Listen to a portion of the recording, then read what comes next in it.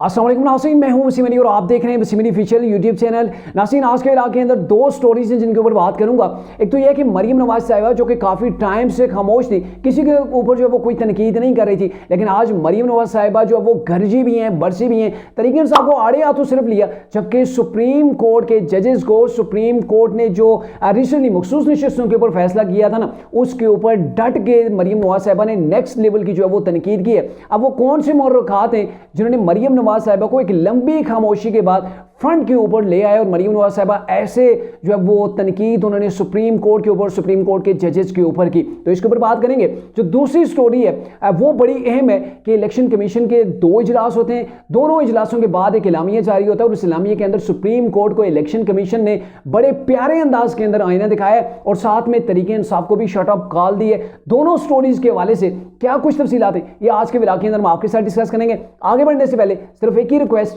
कि अगर आपने अभी तक हमारे चैनल को सब्सक्राइब नहीं किया तो काइंडली हमारे चैनल को सब्सक्राइब कर लें। नाज़रीन, दोनों स्टोरीज जो है ना वो बड़ी गर्मा गर्म है और पहले बात कर लेते हैं मरीम नवाज साहिबा की स्पीच। चूंकि मरीम नवाज साहिबा आपको पता है जैसे उनको पंजाब की गवर्नमेंट मिली थी ना, तो वो अपने काम के अंदर मसरूफ हो गए थे। पंजाब को कैसे जो है वो उन्होंने बेहतर करना है, कैसे पंजाब के अंदर तरक्की जो है वो लानी है, कैसे पंजाब की आवाम को सहूलियात देनी है। तो मरीम नवाज साहिबा जो कि पहले गरजती थी, कभी इस्टेब्लिशमेंट के ऊपर, कभी अपोजिशन के ऊपर, कभी तरीके इंसाफ के ऊपर, मतलब मरीम नवाज साहिबा ही थी जो मुस्लिम नून को लीड करती हुई हमें नजर आ रही थी। लेकिन जब से उनके कांधों के ऊपर जिम्मेदारी पड़ी है पंजाब गवर्नमेंट की, तो उसके बाद मरीम नवाज साहिबा को हमने कहीं पर भी ऐसे गरजते बरसते या फिर किसी के ऊपर तनकीद करते हुए हमने नहीं देखा। तो अब मरीम नवाज साहिबा ने आज लाहौर के अंदर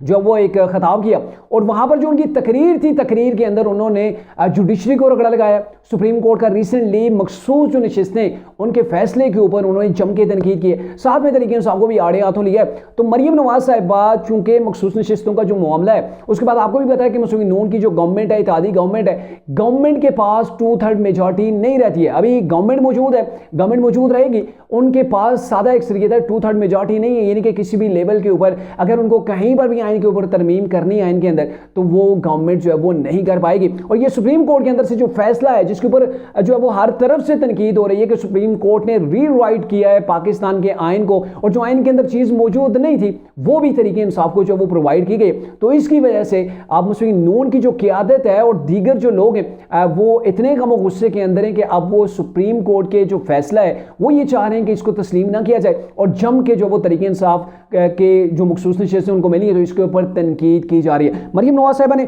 बड़ी अहम किस्म की गुफ्तगू की है, काफ़ी उन्होंने जो वो सख्त लहू लहजा इस्तेमाल किया और काफ़ी टाइम के बाद किया। तो अगर उनकी स्पीच के जो अहम पॉइंट्स हैं वो आपके सामने रखूं तो मरीम नवाज साहिबा ने कहा कि ये जो गवर्नमेंट है, पहले गवर्नमेंट के हवाले से चूंकि एक रिसेंटली एक सर्वे आया तो उसकी बातें हो रही हैं कि 18 महीने जो वो गवर्नमेंट रहेगी। तो मरीम नवाज साहब ने कहा ये गवर्नमेंट ने 5 साल पूरे लगाने, ये कौन है जिन्हें पाकिस्तान की तरक्की जो है वो अच्छी नहीं लग रही, रखना डाला गया तो आईनी हाथों से उनसे निपटा जाएगा। और साथ में ये कहा कि आइन को रीराइट किया गया। ये जो रिजर्व सीट्स हैं तरीके इंसाफ को सुप्रीम कोर्ट ने दी हैं 8-5 के फैसले के अंदर, तो उसके ऊपर मरीम नवाज साहब ने तनकीद करते हुए कहा कि आइन को रीराइट किया जा रहा है। सुप्रीम कोर्ट का फैसला हैरान कुन है, वो कुछ भी अता किया गया कि जो कुछ मांगा नहीं था।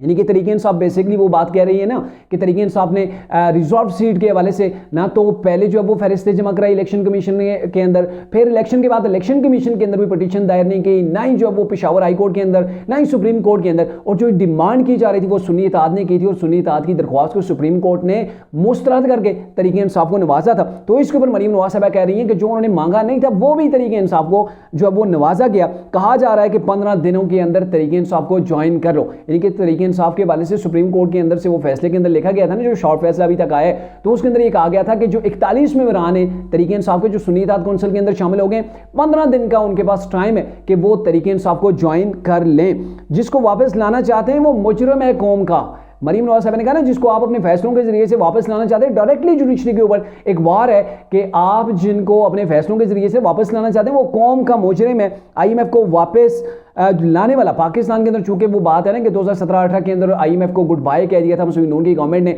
और फिर तरीके इंसाफ की गवर्नमेंट आई तो इन्होंने IMF को वापस लाया और IMF के प्लान की वजह से अभी पाकिस्तान की मैशत चूंकि कमजोर है और सारे का सारा मलबा जो पड़ रहा है, जो उसका बर्डन पड़ रहा है ना, वो अवाम के ऊपर पड़ रहा है।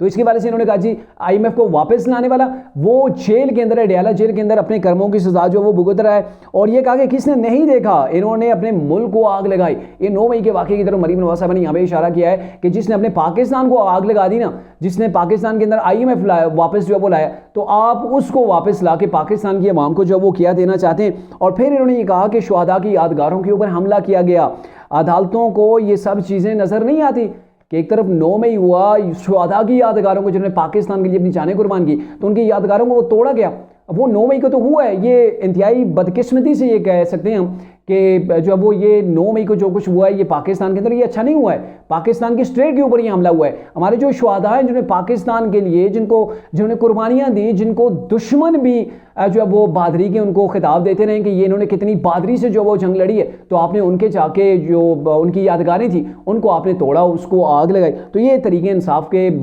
जो माथे के ऊपर है ना, ये सियाटी का हमेशा इसी तरीके से कायम रहेगा। और फिर ये कहा गया मरीम नवाज साहिबा की जानब से कि एक हुकूमत मुल्क को मुस्तकम करना चाह रही है तो उसे चलने क्यों नहीं देते। कहा जा रहा है कि हमने फैसले ज़मीर के मुताबिक करने हैं, फैसले ज़मीर के मुताबिक आपने नहीं करने, आपने फैसले आईने पाकिस्तान के मुताबिक करने। आपने अपना ज़मीर अगर बेचा हुआ है तो इसके ऊपर हम क्या कह सकते हैं। मरीम नवाज साहिबा ने बड़े यानी कि तगड़े अंदाज के अंदर, बड़े गुस्से के अंदर ये तमाम बातें की। और मरीम नवाज साहिबा पहले कभी वो एस्टैब्लिशमेंट के ऊपर तनकीद किया करती थी, लेकिन जब वो गवर्नमेंट के अंदर नहीं थी, जब मियाँ साहब लंदन के अंदर बैठे हुए थे, यहाँ पे तरीके इंसाफ की गवर्नमेंट थी और गवर्नमेंट के बाद भी मरीम नवाज साहिबा ने पार्टी को जो वो लीड किया, लेकिन अभी मरीम नवाज साहिबा गवर्नमेंट के अंदर होते हुए मजबूर हो गई हैं कि सुप्रीम कोर्ट को थोड़ा सा जो वो रगड़ा उन्होंने लगाया। रगड़ा लगाने की क्या नौबत आई वो आपके सामने है। वो मखसूस नशिस्तों का जो केस है उसी को लेके गवर्नमेंट जो वो काफ़ी हाइपर भी है, दुख के अंदर भी है, गुस्से के अंदर भी है कि जो चीज़ तरीके इंसाफ ने मांगी नहीं, जो आइन जो कहता है वो चीज़ आइन की जो वो मुनाफी है ये चले, फिर भी इनको सीटें दे दी गई।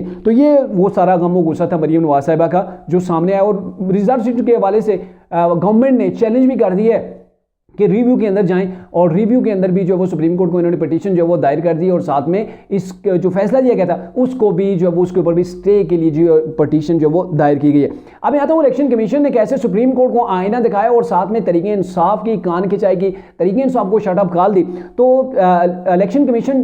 2 रोज से मुसलसल उसके इजलास जो वो हो रहे थे, तो इजलास के बाद उन्होंने अपना एक एलामिया जारी किया। बड़ी शॉर्ट टाइम के अंदर वो एलामिया आपके सामने रखना चाहूँगा ताकि आपको अंदाज़ा हो सके कि एक तरफ तो इलेक्शन कमीशन इस बात से एग्री करता है कि सुप्रीम कोर्ट के फैसले को हम मन जो है वो तस्लीम करेंगे, और साथ में सुप्रीम कोर्ट को ये आईना दिखाया जा रहा है। और साथ में ये भी चीज़ें जो वो उन्होंने अपने एलामिया के अंदर जारी कर दी हैं कि अगर कोई ऐसी चीज़ है जो हमें रुकावट बनती है मखसूस नशिस्तों के हवाले से, तो हम सुप्रीम कोर्ट से दोबारा से रुजू करेंगे, दोबारा से सुप्रीम कोर्ट से जो वो रहनुमाई हासिल करेंगे। तो पहला पॉइंट,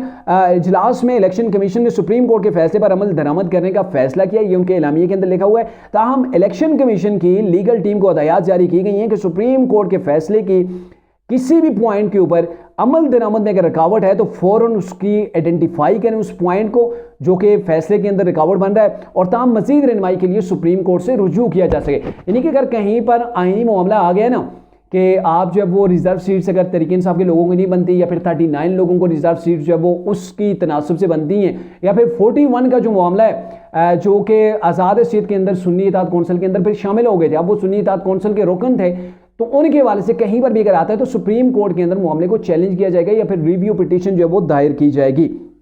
फिर इसके बाद ये कहा गया कि मजीद एक सियासी पार्टी की जानिब से, यानी कि जो तरीके इंसाफ है उनकी तरफ इनका इशारा है कि मजीद एक सियासी पार्टी की जानिब से चीफ इलेक्शन कमिश्नर मुअज़्ज़ज़ जो मेंबरान इलेक्शन कमीशन के उनको मुसलसल तनकीद का निशाना बनाया जा रहा है। इसकी हम शदीद मज़म्मत करते हैं और इसको कुल्ली तौर पर जो हम मुस्तरद करते हैं। इलेक्शन कमीशन ने अपने एलामिया के अंदर ये पॉइंट जो वो रेज किए। फिर ये कहा गया कि इलेक्शन कमीशन से इस्तीफे का मुतालबा मुसाइका खेज है, कमीशन किसी किस्म के दबाव को खातिर में नहीं लाएगा और आइन और कानून के मुताबिक अपना काम जो है वो जारी रखेगा। तो तरीके इंसाफ को शटअप कॉल दे दी गई है कि आप रोजाना की बुनियाद के ऊपर आपने रिसेंटली देखा था कि उमर अयूब बार बार जो है वो इलेक्शन कमिश्नर से, इलेक्शन कमीशन के मेंबरान से जो वो इस्तीफे का मुतालबा कर रहे हैं, और उसी को लेकर यहाँ पे आज इलेक्शन कमीशन ने कह दिया कि हम इस्तीफा कोई नहीं दे रहे, हम अपना काम जो है वो रखेंगे, आपने जो मर्जी है कर लें, हम आपके जो कहने के ऊपर या फिर आपके प्रेशर के अंदर आके कोई ऐसा फैसला जो है वो नहीं लेंगे कि जिससे आपको फायदा हो या फिर हम जो है वो छुट्टी के ऊपर चले जाएं। फिर इलेक्शन कमीशन ने सुप्रीम कोर्ट को थोड़ा सा जो है वो आईना दिखाया।